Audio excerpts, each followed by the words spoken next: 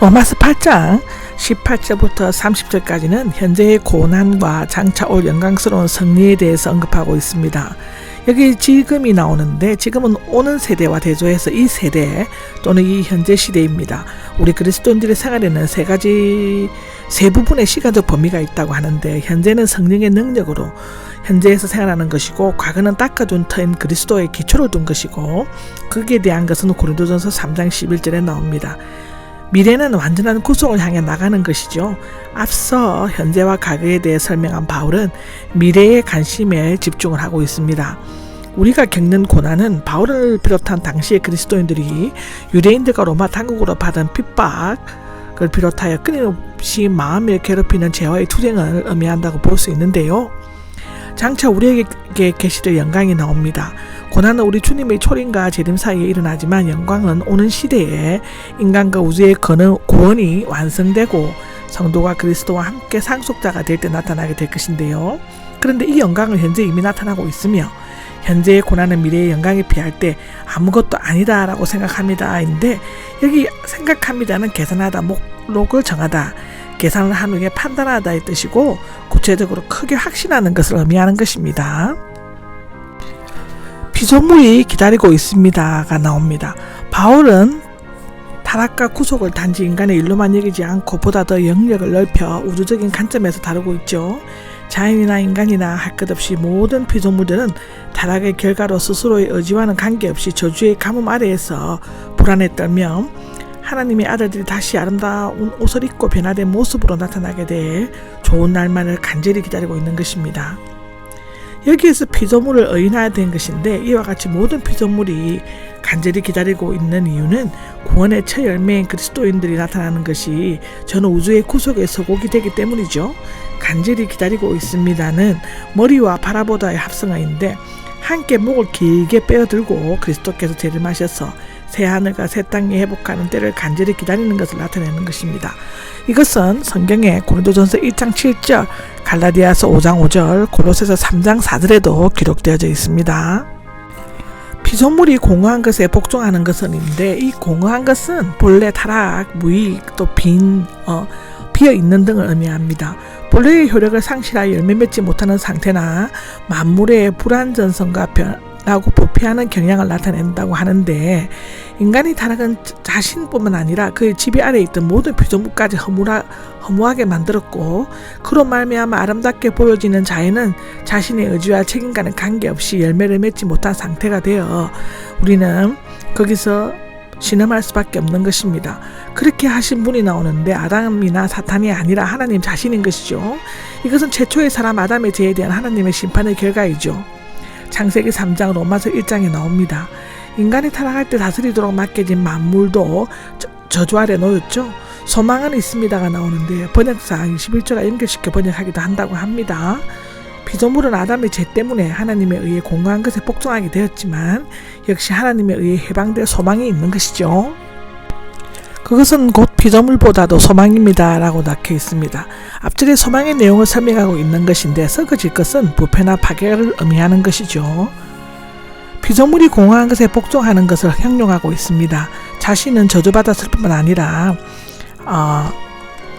부패와 파괴의 저주스러운 속박에 갇혀있고 결국에는 썩어져 공허한 것으로 돌아가게 되어 있다는 것인데, 그렇지만 머지않아 피조물은 죄의 저주 상태에서 해방되어 하나님의 자녀들, 즉 믿음으로 하나님의 자녀가 된 자들, 이 누리게 될 하나님의 영광으로 충만한 자유로운 상태를 나타낼 것이며, 그 생명체는 새롭게 되어 오늘날처럼 더 이상 죽음과 썩어짐에 매이지 않는다는 것이죠. 우리는 알고 있습니다. 근데 함께 단식하며, 여기에서는 피조물이 출산을 기다리며 해산의 고통을 하는 여자로 의인화되어 있습니다. 아름다운 자연 속에 허무와 파괴의 단식 소리가 있고, 고통과 혼란의 현실 속에 우주 완성을 향한 신음소리가 있는 것이죠. 우리가 알고 있습니다는 바울의 절개 쓰는 용어이며, 일반적으로 인식되는 사실인가 동시에 바울의 확신을 나타내는 것입니다. 죄의 저주 가운데 신음하고 있는 피조물 모두가 지금까지 아담의 범죄에 의해 지금까지 그 주님의 재림시까지이죠. 영광의 회복을 위해 함께 탄식하며 진통을 계속하고 있는 것입니다. 성령의 첫 열매를 받은 우리 자신인데 성령의 첫 열매는 오직 그리스도이지라고 고린도전서 15장 20절 23절에는 말하고 있죠. 성령께서는 오순절에 강림하셨고 그 축복들은 각종 은사들과 도덕적 영적 은사들, 더 큰 은사들 이하에 계속되고 있습니다. 여기에서 우리 자신은 성령의 인치심을 받고 피조물의 첫 열매를 가진 그리스도인을 가리키는 것이죠. 야고보서 1장 18절에는 기록되어 있습니다. 그리스도인은 이 세상에서 성령의 열매를 다 거둘 수 없으며 이 열매는 오직 그리스도인만이 가질 수 있는 것이죠. 양자될 것인데 아들로 삼는 것이기보다는 아들의 자리에 앉히는 것을 의미한다고 합니다. 예수님께서 오셔서 성도들이 하나님의 자녀와 후사로서 나타나게 될 절정에 이르게 될 것이라는 것입니다. 여기 몸의 속량은 우리의 몸은 구원의 은혜로 의롭게 되어 거룩함을 입었지만 여전히 하나님의 법과 죄의 법이 몸 안에서 투쟁하고 있고 죽음의 노예의 상태에 있으므로 탄식하면서 재림 때의 몸까지 속량함을 입어 완전히 양자의 영광에 참여하게 되기를 기다리는 것이죠. 성경은 고린도전서 15장, 빌립보서 3장 20절, 에베소서 4장 30절에 기록되어져 있습니다.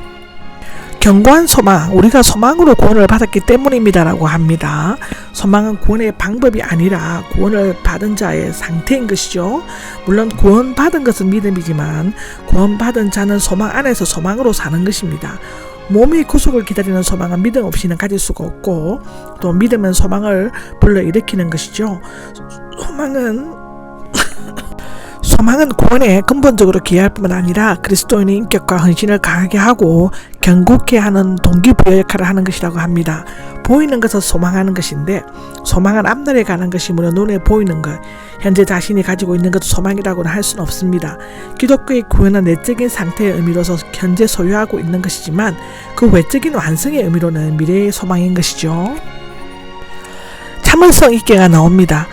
문자적으로는 인내를 통하여 참는 것은 억압 가운데서 견디는 것을 의미하는데 몸의 구속은 분명히 아직 일어나지 않았지만 보이는 것을 누가 소망하겠습니까? 현재의 고통 가운데서 참을성 있게 기대하고 간절히 기다려야만 한다는 것인데 앞에 19절 23절에서 사용된 단어와 같은 것이죠. 우리가 미래에 대해 소망을 가진다는 것은 현재 구원을 받았다는 증거가 되는 것입니다. 그리스도인은 구원을 이미 받았지만 아직 완전히 구원받지 못했죠. 나예입니다. 우리는 여전히 밖으로부터 박해와 안으로부터 죄와 더불어 싸워야 합니다. 끊임없는 것입니다. 한 번에서 끝나는 것이 아니라 우리가 천국 가는 그날까지 해야 되는 것입니다. 그리스도에는 소망이 있기 때문에 기꺼이 인내할 수가 있습니다. 때로 그 소망의 실현이 지체되고 좌절될지라도 실망하거나 포기하지 말고 기다려야만 하는 것이죠.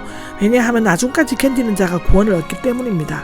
이것 또한 마태복음 10장 22절에 기록되어 있습니다. 26절에서 39절까지의 얘기는 은혜의 확신에 대한 얘기인데요.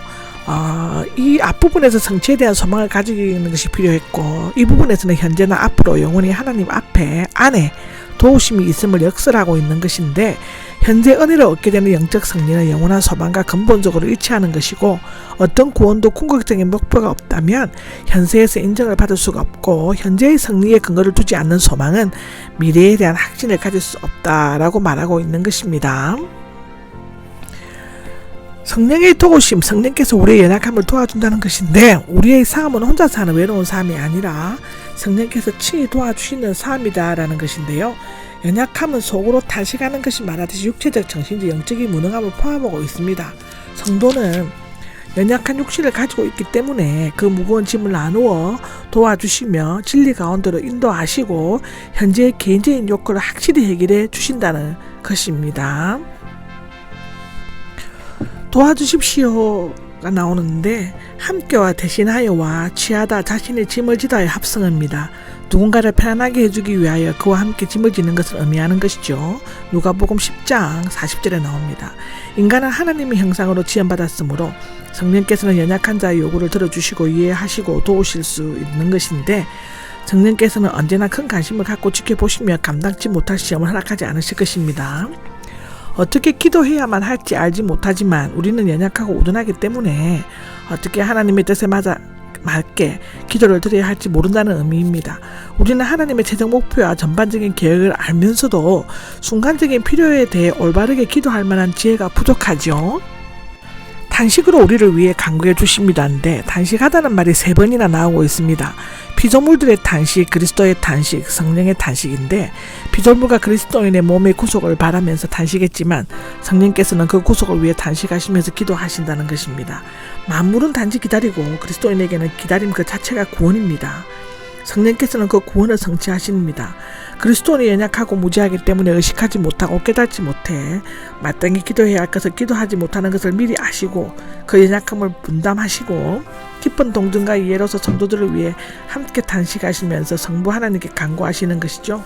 기도는 성도 안에 계신 성령의 사역이며 성령의 도움이 없으면 기도의 능력을 얻지 못하고 기도할 내용도 찾지 못합니다.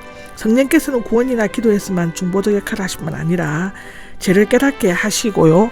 믿어 중생케 하시며 구원을 보장이 되시며 일상생활에서 위로하고 가르치시고 인도하시면서 성결케 하시는 일 등에 있어서 기도로서 중보적 역할을 하시는 것입니다. 마음을 살피시는 분이 나옵니다. 구약 성경에서도 자주 사용되는 호칭이죠. 시편 139편에도 나옵니다. 모든 것을 아시는 전지전능하신 하나님은 성령의 모든 생각까지도 아시는 것이죠. 하나님의 뜻을 따라 직역을 하며 하나님을 따라 쫓아서 강조점은 하나님의 뜻에 있지 않고 성령과 성부의 하나님과 관계가 매우 긴밀하다는 데 있는데 성령의 뜻은 곧 하나님의 뜻인 것이죠. 하나님은 사람의 마음뿐 아니라 그 마음속에 계시는 성령의 뜻도 아신다는 것이고 성령에 대한 올바른 이해와 절대적인 신뢰는 현실 생활에서 새로운 평안과 확신을 낳게 해준다고 하는 것입니다.